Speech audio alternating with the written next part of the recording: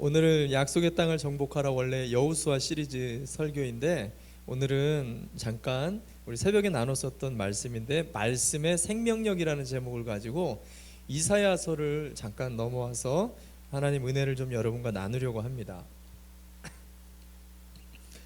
요즘에 예배가 마치거나 이렇게 마켓 전도를 나가면 CD의 말씀들을 좀 들으면서 은혜 받았다, 정말 깨달음이 많았다, 삶의 변화를 많이 받았습니다, 이런 말씀들을 해주시는 분들이 참 많습니다. 너무 감사한 얘기들인데 우리가 이렇게 말씀을 들을 때 한 가지 착각하는 것 중에 하나가 뭐냐면 우리를 은혜 받게 만들고 또 우리를 회복시키거나 우리를 변화되게 만드는 이것은 하나님의 말씀인데, 사실은 이 말씀을 전하는 딜리버의 역할을 하는 이 사람은 통로일 뿐이지 어떤 논리나 아니면 잘남이 이 말씀 안에 우리를 변화시키는데 아무 의미가 없어요. 우리를 은혜 받게 만들고 변화되게 만들고 우리를 살아나게 만드는 것은 말씀 자체가 가진 하나님의 권능입니다. 여러분 이것을 믿으시기를 바랍니다. 제가 하는 말이 아니라 베드로의 고백이에요. 베드로전서 1장 23절에 보면 하나님의 살아있고 항상 있는 말씀으로 우리가 거듭나게 되었다. 우리가 변화받고 은혜 받는 것은 사람의 능력에 있는 것이 아니라 말씀에 살아있다라고 성경엔 기록하고 있다는 것입니다. 그래서 어떤 사람의 말씀을 듣는다 할지라도 그 말씀을 내 마음에 계속해서 품게 되어지면 이 말씀이 막 꿈틀꿈틀대기 시작해요.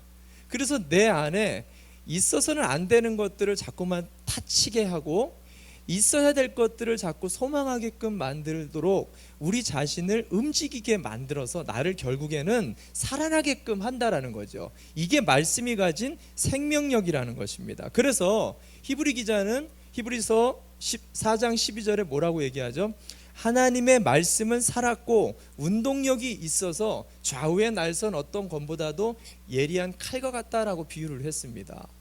그래서 종교개혁자들 칼빈이나 루터는 하나님의 말씀을 갖다가 텍스트, 그냥 문자로 우리가 해석하고 읽는 거에서 그쳐서는 안 되고 이것을 하나님의 살아계신 음성, 하나님의 영으로 우리가 받아들일 때 교회가 거기서 살아난다라는 거예요. 성도의 인생이 살아나고요, 가정이 살아나고 우리의 자녀들이 살 수 있게 된다라고 이야기를 하면서 이 말씀의 생명력을 전달하기 위해서 개혁자들은 힘을 썼다라는 것입니다. 그런 의미에서 이 약속의 땅을 통과하고 있는 저와 여러분에게 약속의 땅이 우리의 인생의 축복이 되려면요, 땅이 주는 소산 때문에 우리가 축복을 얻는 게 아닙니다. 하늘로부터 떨어지는 하나님의 말씀이 가진 생명력을 우리가 갖게 되어질 때 이 땅은 축복의 땅이 되는 거예요. 이것을 얻지 못하면 이 땅은 저주의 땅이 될 수가 있다는 것을 우리가 기억해야 된다는 거죠. 그런 관점에서 오늘 이사야가 아주 중요한 말씀이 가지는 이 생명을 만들어내는 원천, 그 영적인 원리들을 우리에게 이야기하고 있어요. 그것을 여러분과 함께 짤막짤막하게 4가지 정도를 여러분과 함께 좀 살펴보며 저희 교회가 말씀이 흥황한 교회가 되기를 바랍니다. 그리고 그 생명이 주는 원천을 통해서 가정과 다음 세대를 일으키고 지역사회에 영향을 주는 하나님의 복음의 교회가 되기를 바랍니다. 첫 번째, 말씀이 가진 생명력은 우리에게 내려온다라고 이야기를 해요. 오늘 이사야가 우리에게 위로부터 이 말씀의 생명력은 내려오는 이 수직 강화 운동을 하는 게 말씀이다라고 이야기를 합니다. 이사야서 55장 10절 말씀을 같이 함께 보겠습니다. 이사야서 55장 10절 말씀, 오늘 이 한 절 가지고 여러분과 함께 살펴보기 때문에 함께 한번 큰 소리로 읽어보았으면 좋겠습니다. 같이 읽겠습니다. 시작. 비와 눈이 하늘에서 내려서 땅을 적시어서 싹이 돋아 열매를 맺게 하고 씨 뿌리는 사람에게 씨앗을 주는 사람에게 먹거리를 주고 나서야 그 근원으로 돌아가는 것처럼. 여기 보면 이사야는 이 말씀에 대해서 처음에 비나 눈으로 하늘에서 내리는 것으로 우리에게 비유를 들고 있습니다. 하늘에서 내리는 이 비나 눈은 위로부터 내려오는 그 원리죠. 근데 이 위로부터 내려오게 되어질 때에 물체가 밑으로 떨어지면 이것을 낙하한다 그러죠. 그래서 운동 에너지가 발생을 하게 돼요. 힘이 발생한다라는 거죠. 떨어지는 이 떨어지는 힘이 높이가 높을수록 강할까요? 낮을수록 강할까요? 당연히 높을수록 그 힘이 강해진다라는 것입니다. 여기 앉아 계신 분들 중에 군대를 다녀오신 분들이 그렇게 뭐 많지는 않은 것 같은데, 군대 가보면 이 이등병이 제일 무서워하는 사람이 누구죠? 짝대기 하나 이등병이 무서워하는 사람? 제일 무서워하는 게 짝대기 2개를 무서워합니다. 짝대기 2개인 사람을 무서워하는 사람이 누구예요? 짝대기 3개인 사람을 무서워해요. 짝대기 3개가 무서워하는 사람은 누굽니까? 짝대기 4개인 사람을 무서워해요. 더 높으면 높을수록 이 계급 사회라고 하죠. 높은 사람에게서 떨어지는 명령일수록 그것을 실행하는 힘이 세다, 약하다? 훨씬 강하고 세고 영향력이 있게 되어진다라는 거죠. 그래서 저희 집 제가 지난번에도 한번 말씀을 드렸어요. 우리 하람이가 조금 집에서는 이렇게 목소리가 좀 커요.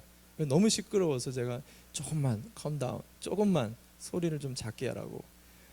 그래서 저희 둘째 하람이가 목소리를 좀 작게 하라고 이 넷째 하경이에게, 하경아, 오빠 목소리 좀 작게 좀 하라고 이렇게 얘기 좀 해달라고 얘기하면 애가 또르르르 가가지고 오빠한테, 오빠 왜 이렇게 시끄러워?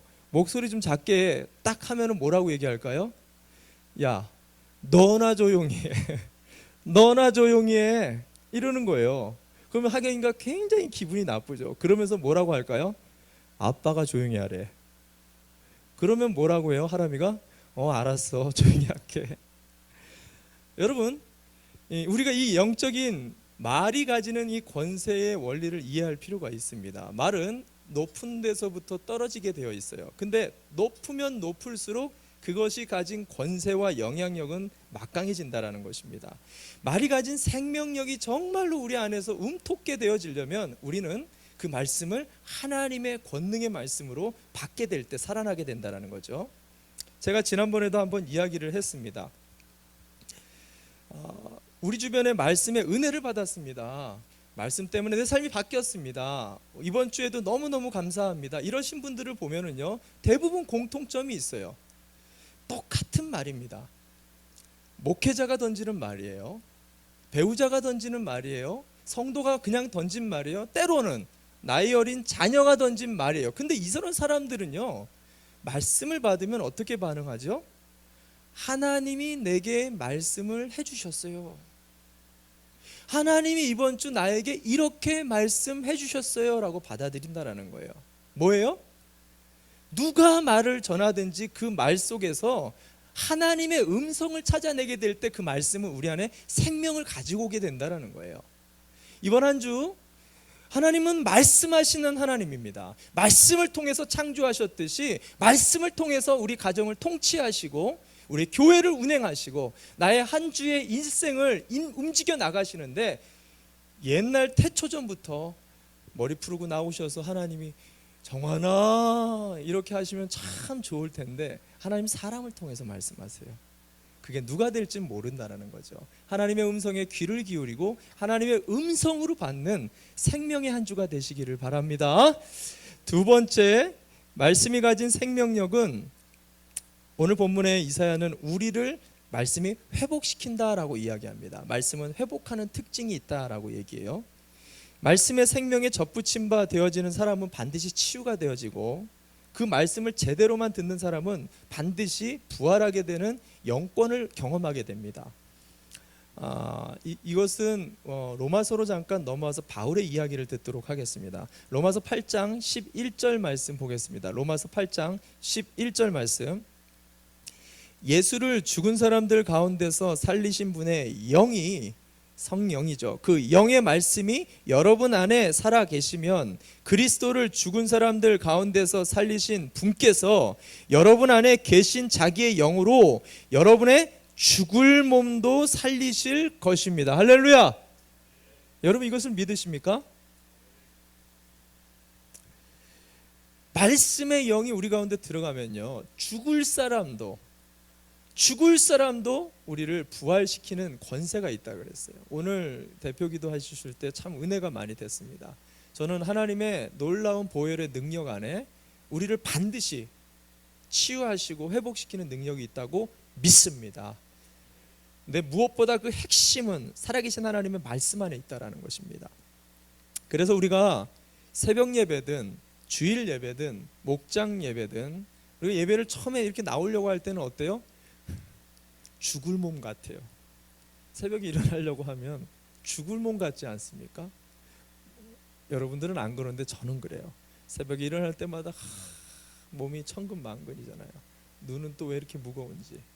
주일 예배 나가려고 그러면 아침마다 뭔 풍지박산이 나는지, 뭔 정신이 이렇게 없는지, 목장에 가려고 그러면 꼭 무슨 약속들이 꼭 잡히면서 그렇게 마치 죽을 인생처럼, 삶 다 산 사람들처럼 마음이 우울하고 사람 만나고 싶지도 않고. 근데 예배의 자리로 들어와서 우리가 말씀을 들으면 어떻습니까? 우리의 영이 살아나요. 교제를 하면 어떻습니까? 기쁨이 회복이 되어집니다. 믿음이 생기고요, 소망이 생기면서 내 영혼이 자꾸만 다시 힘을 얻게 되지 않습니까? 이것이 말씀이 가진 치유라는 거예요. 이것이 말씀이 가진 권세라는 거죠. 근데 여기서 한 가지의 문제가 있어요. 우리의 죽을 몸도 살리는 이 말씀이 한 가지의 문제를 담는데 뭐냐면, 오늘 바울이 뭐라고 얘기했냐면 죽을 몸이라고 표현했습니다. 여러분, 죽을 몸이라는 것은 다시 말하면 무슨 말이냐면 죽을 병에 걸린 몸이라는 거예요. 죽을 죄 가운데 있는 영적인 질병뿐만이 아니라 죽을 병에 걸린 사람이라는 것을 얘기하는 거예요. 그렇다면 여러분들 중에, 여러분 주변에 아는 사람들 중에 죽을 병에 걸렸습니다. 근데 이것을 어디 가서 고쳐야 되죠? 어디 가서 고치죠? 병원 가야죠. 집에서 고치시면 안 됩니다. 병원 가야죠. 병원에 가서 무슨 수술을 하죠? 수술이라는 것을 하게 돼요. 수술을 하게 되어질 때 여러분 아파요, 안 아파요? 안 아픈 병원 있으면 저 좀 알려주세요. 저희 그 하람이가 또 그런 얘기를 해요. 아빠, 마취제를 맞으면 안 아프던데요?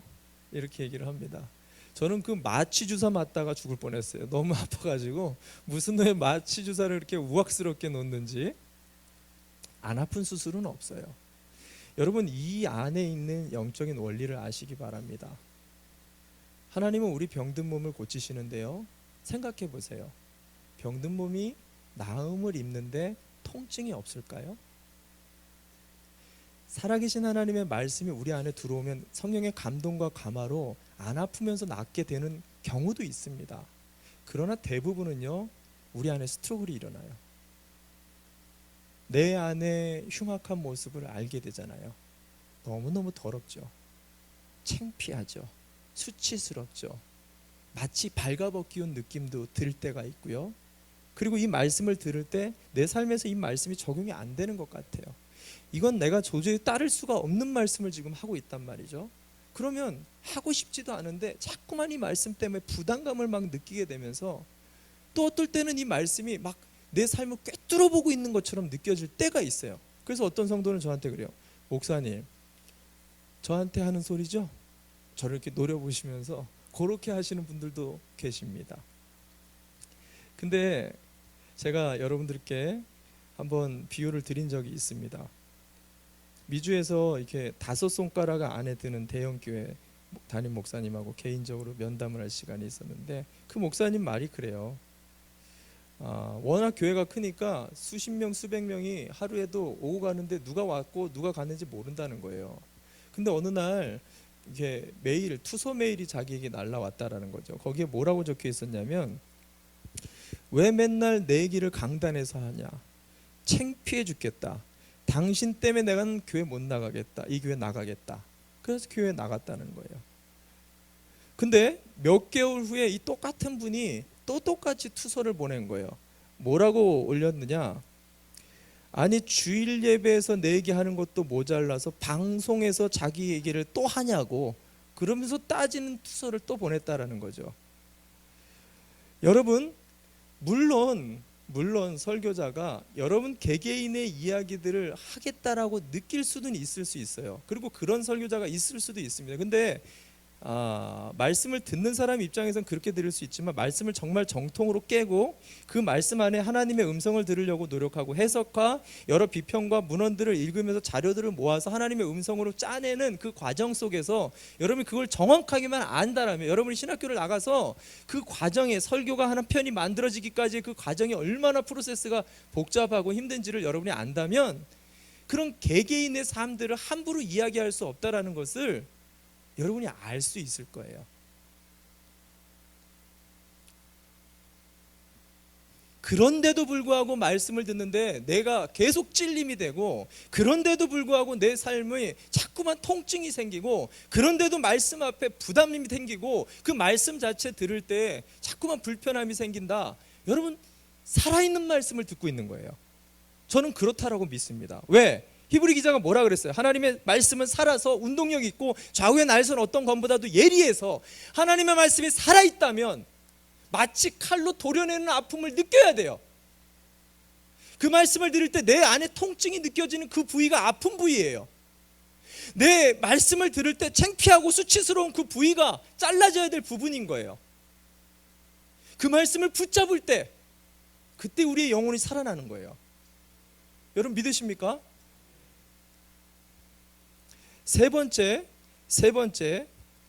말씀이 가진 생명력은 오늘 이사야가 우리를 적신다라고 이야기합니다. 말씀에 적시울 때 우리의 영혼이 바뀌는 것입니다. 이사야서 55장 10절에 이어져서 계속 보겠습니다. 이사야서 55장 10절 말씀입니다. 제가 읽어드립니다. 비와 눈이 하늘에서 내려서 땅을 적셔서 싹이 돋아 열매를 맺게 하고, 씨 뿌리는 사람에게 씨앗을 주고 사람에게 먹거리를 주고 나서야 그 근원으로 돌아가는 것처럼. 캘리포니아에서 우리가 살다 보니까 캘리포니아 땅은 이렇게 비가 많이 와서 흥건하게 물이 젖는 그런 경우를 거의 보지 못하지요. 근데 얼마 전에 정말 질리도록 비가 이렇게 왔어요. 그토록 바라던 비를 너무 많이 하나님이 주셔가지고 감사했죠. 도로 주변에 보니까 물이 이렇게 흥건하게 쌓여 있는 것들을 우리가 많이 봤습니다. 물이 적셔져 있는 거죠. 근데 엄밀하게 말하면 흙이나 이 모래는 물에 젖어야 안 젖어요? 물에 젖을 수가 없어요. 물을 통과시킵니다. 근데도 물이 적셔진 것처럼 넘쳐나서 보이는 이유는 물이 땅속에 가득 찼다는 거예요. 그래서 그게 흘러 넘쳐 있는 상태가 적신 것처럼 보여지는 거죠. 마찬가지입니다. 스펄전 목사님은 이 본문에 대해서 이렇게 해석했어요. 우리 안에 하나님의 말씀이 반복적으로 계속해서 들어오게 되어질 때 우리 속에 그 말씀이 머물게 되어지고, 결국에는 그 말씀이 이렇게 넘쳐나게 되어져서 우리의 영혼이 감화가 되고 기억 속에 머물면서 양심을 자극하고 지식과 감정과 의지를 바꿔 놓으면서 결국에는 이 말씀의 열매를 맺는 삶으로 우리를 바꿔버린다. 여러분, 이런 말씀의 강권을 경험할 수 있는 우리 예수인들 되시기를 바랍니다. 아멘. 제가 아는 분이 제 설교를 갖다가 옛날 것부터 다 파일로 만들어서 USB에 담아달라는 거예요. 이걸 가지고 또 뭐에 쓰시려고 이렇게 저를 또 분석하시려고 그러는 건가 걱정이 좀 됐는데, 이분이 그 말씀을 계속 주야로 이렇게 먼 거리 운전하시면서 그거를 계속 MP3로 말씀을 계속 반복해서 들었다는 거예요. 제가 그 말 들으면서 제가 부끄럽더라고요. 아니 뭐 유명한 교회 목사님도 아니고 유튜브에 이렇게 클릭수, 조회수가 올라가는 목사의 말도 아닌데 정말 누가 봐도 너무 단순한 설교 내용인데 부끄럽더라고요. 근데 그 단순하고 다 알만하신 분이에요. 저보다 더 말씀도 잘 이해하고. 근데 그 쉽고 단순한 그 별것 아닌 말씀을 계속해서 되뇌이고 반복해서 계속 듣다 보니까 그 말씀이 마음에 꽂히더라는 거예요. 그리고 그 말씀대로 내가 살게 되어지고 생각이 바뀌어지는 것을 경험했다고 저한테 이렇게 간증하는 것을 제가 들었게 되었습니다.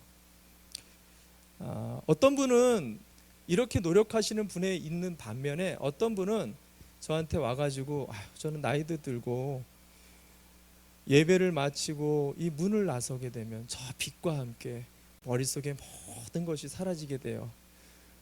목사님의 모든 설교가 너무 은혜가 되지만 저 빛을 바라보며 주님을 바라볼 때 모든 말씀이 다 빠져나가는 것 같아요. 뭐 이런 분도 있어요. 그래서 저는 말씀을 들어도 그냥 이렇게 말씀의 삶을 사는 게 정말 쉽지가 않은 것 같아요. 이렇게 포기하려고 하시는 분들도 계십니다.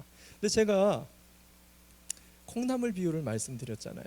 여러분, 콩나물은요 계속해서 물을 주면 족족 어떻게 해요? 물을 계속 빠져보냅니다. 밑 빠진 독에 물 붓기 같이 물을 계속 빠져보내, 흘려보내잖아요.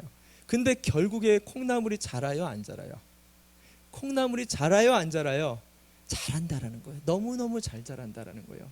여러분, 하나님의 말씀이 그냥 빠져나가는 것 같지만 계속 머물고 있는 것을 믿으시기 바랍니다. 내가 기억을 못한다 할지라도 어느 순간 딱 장애물을 만나거나 어느 순간 딱 시험을 만나면은요, 성령님이 그 말씀을 딱 튀어오르게 만들어 주실 때가 있어요. 그럼 그 말씀 먹고 자라는 거예요. 여러분, 말씀은 머물게 되어지고 그 머무는 말씀을 붙잡게 되어질 때 말씀이 주는 생명이 무엇이고 내 영혼이 어떻게 살아나게 되어지는지를 경험하게 된다는 사실입니다. 마지막으로 네 번째, 이사야가 이야기하는 이 말씀의 생명력은 우리에게 열매를 맺게 만든다라고 이야기합니다. 말씀의 생명이 우리 안에 넘치면은요 반드시 열매를 맺게 되어 있어요. 오늘의 결론이기도 한데, 농부는요 이렇게 씨를 뿌립니다. 이른 비와 늦은 비를 기다리며 정성껏 기른 이 씨를 모종하고 파종을 하면서 뿌리죠. 근데 그 씨를 뿌리면서 농부는 무슨 생각을 하게 될까요? 단순히 이 씨가 잘 자라는 것들을 생각할까요? 농부는요 궁극적으로 이 씨가 가지를 치고 올라가서 풍성한 열매를 맺는 꿈을 꾸면서 씨를 뿌리게 된다라는 거예요. 상상해 보십시오. 열매를 맺지 않는 씨를 위해서 1년 12달을 봉사하고 섬기는 농부가 이 땅에 있을까요? 이들이 꿈꾸는 것은 열매라는 거예요. 여러분, 하나님이 우리에게 말씀을 주시는 것도 마찬가지입니다. 말씀은 우리를 회복하고 우리를 새롭게도 하지만 궁극적으로 내게 주시는 그 말씀이 가진 목적이 있어요. 그것을 뭐라고 얘기하는지 이사야의 말을 들어봅시다. 이사야 55장 10절을 한 번 더 보겠습니다. 제가 읽어드립니다. 비와 눈이 하늘에서 내려서 땅을 적시어 싹이 돋아 열매를 맺게 하고 씨 뿌리는 사람에게 씨앗을 주고 사람에게 먹거리를 주고 나서야 그 근원으로 돌아가는 것처럼, 말씀이 선포되어지는 궁극적인 목적이 뭐라고요? 그게 땅에 심겨져서 심겨지는 것에서 끝나는 게 아니에요. 자라가지고 싹시 자라서 거기서 끝나는 것도 아니에요. 결국에는 열매를 맺고 그 열매로 그 수많은 사람들이 먹게 되어지는 궁극적 목적을 위해서 씨는 뿌리는 거라는 거예요. 이것을 한 번 더 비유였기 때문에 이사야가 11절에서 이걸 풀어서 하나님의 말씀으로 얘기하는 거예요. 11절 봅시다. 11절 제가 읽어드립니다. 나의 입에서 나가는 말도 그와 마찬가지라는 겁니다.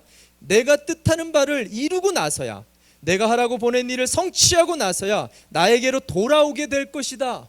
뭐예요? 결국에는 하나님의 입 밖으로 나오는 모든 말씀은 성취를 향해 그 목적을 이루는 열매를 맺기 위해서 움직이고 살아서 우리를 살리고 우리를 움직이게 만들어 나간다는 것입니다. 저는 이 말씀을 묵상하는데 많은 회개가 좀 되었어요. 간밤에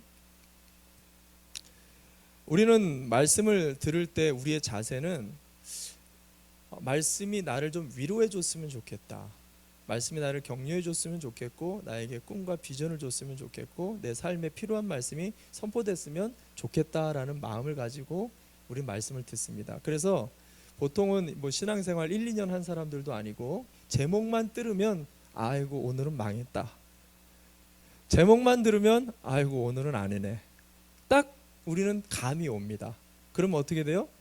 말씀에 대한 마음이 딱 닫혀버려요. 인터넷을 클릭하다가 딱 눈에 들어오는 말씀들은 대부분 제목이 뭐예요? 나의 상황에 지금 너무 필요한 말씀들. 아닌 것들은 그냥 촥촥촥 넘기잖아요. 저 또한도 그렇게 생각하는 것이 많았습니다. 근데 하나님의 말씀의 목적이 단순하게 우리의 위로, 우리의 격려, 우리를 좀 살려주시는 거에서 멈추는 게 아니라 진짜 중요한 말을 하는 거예요. 내 삶의 열매를 맺히기를 원해서 말씀을 주신답니다.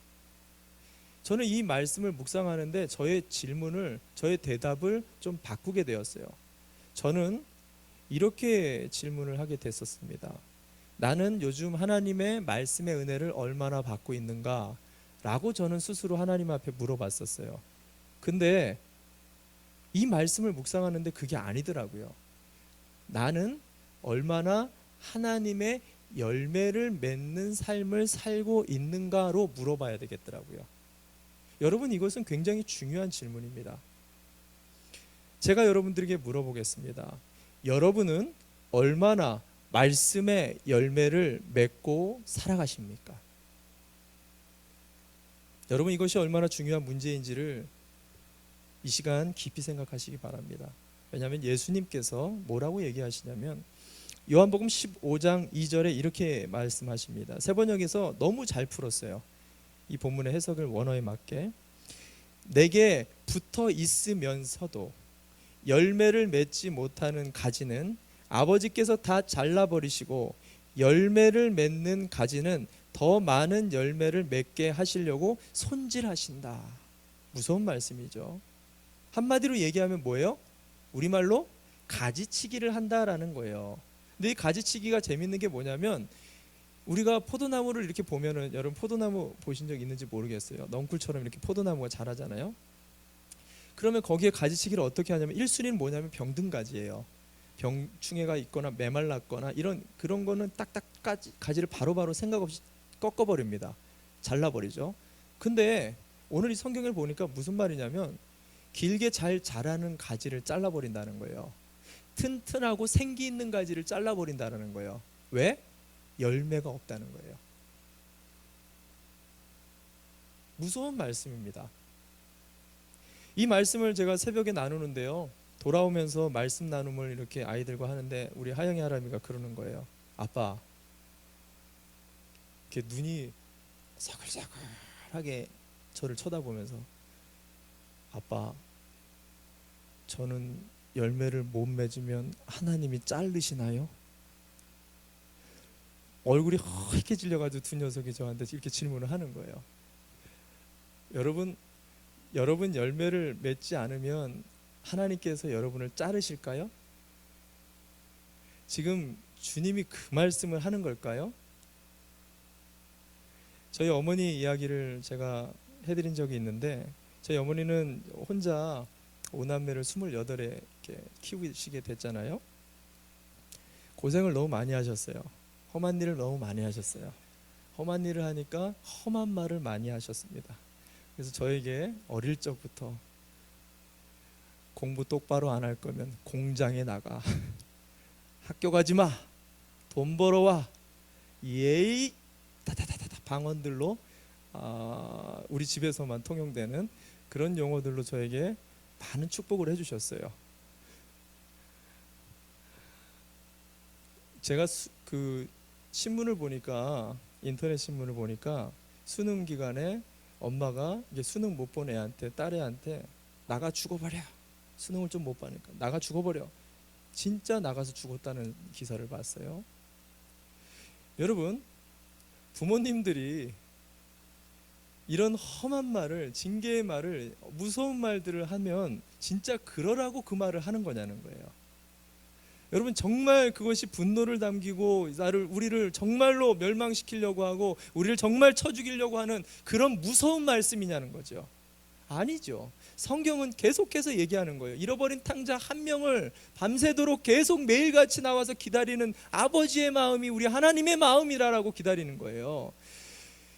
하나님 아버지는 아직도 그 한 영혼을 위하여 이 마지막 종말의 시간을 계속해서 연장시키면서 계속 그 한 영혼을 기다리시는 분이 여호와 하나님이라고 성경은 계속 66권을 통해서 우리에게 설명해 주시는다는 거예요. 그런데 그런 하나님이 정말로 말 안 듣는다고, 열매 맺지 않는다고 우리를 쳐서 불에 던지우는 그런 분이냐는 거죠. 성경에 이런 부분이 많이 나와요. 그런 부분을 그렇게 읽습니까?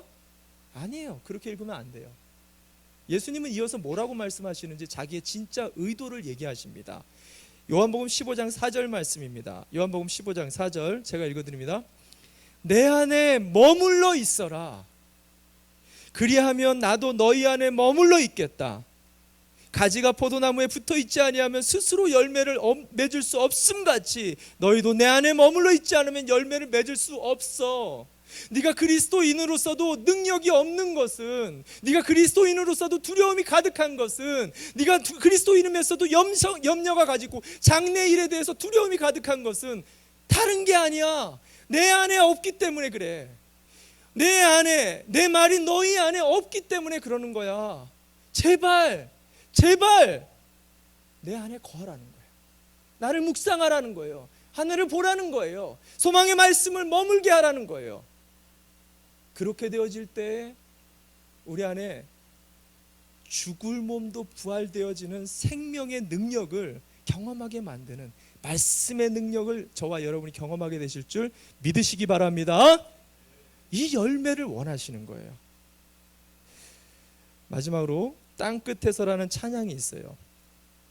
참 가사가 이 마지막 때에 정말 하나님 앞에 우리가 어떻게 살아야 되는지 그 고백이 나와 있는데 읽어드리고 마칩니다. 주께서 주신 동산에 땀을 흘리며 씨를 뿌리며 내 모든 삶을 드리리 날 사랑하시는 주님께. 비바람 앞을 가리고 내 육체는 쇠잔해져도 내 모든 삶을 드리네 내 사모하는 주님께. 땅끝에서 주님을 맞으리 주님께 드릴 열매를 가득 안고, 땅끝에서 주님을 배우리 주께 드릴 노래를 가득 안고, 땅의 모든 끝을 찬양하라 주님 오실 길을 예비하라. 땅의 모든 끝에서 주님을 찬양하라 영광의 주님이 곧 오시리라. 할렐루야. 아멘. 아멘. 마지막 시대를 살고 있습니다. 늘 깨어 있으시기 바랍니다. 근데 마지막 시대의 약속의 땅에서 우리가 하나님의 말씀의 생명력을 놓치면 죽는 거예요. 이 말씀을 끝까지 하나님의 권세 있는 말씀으로 받으시기 바랍니다. 그리고 그 말씀을 머금으셔야 돼요. 계속 붙잡으셔야 돼요. 이게 피가 되고 살이 돼서 나를 회복시킬 때까지, 나를 도려내고 수치와 모욕과 스트러글을 계속하면서도 말씀을 놓지 않게 되어질 때 그 말씀이 나를 사랑하게 만들 거예요. 그 말씀이 나를 믿음 가운데로 이끌어 갑니다. 그 말씀이 우리를 담대하게 만들고요, 약속의 땅에서도 내 앞에 수많은 대적이 있다 할지라도 우리를 흔들리지 않게 마지막으로 풍성한 열매를 맺어서 주님을 배우며 그날을 기다리는 주님의 신부의 세대로 우리를 만들어주게 된다는 거예요. 오늘도 이 말씀을 붙잡고 마지막 시대를 살아가는 우리 모든 예수인들 되시길 주님의 이름으로 축원합니다. 우리 함께 자리에서 일어납시다.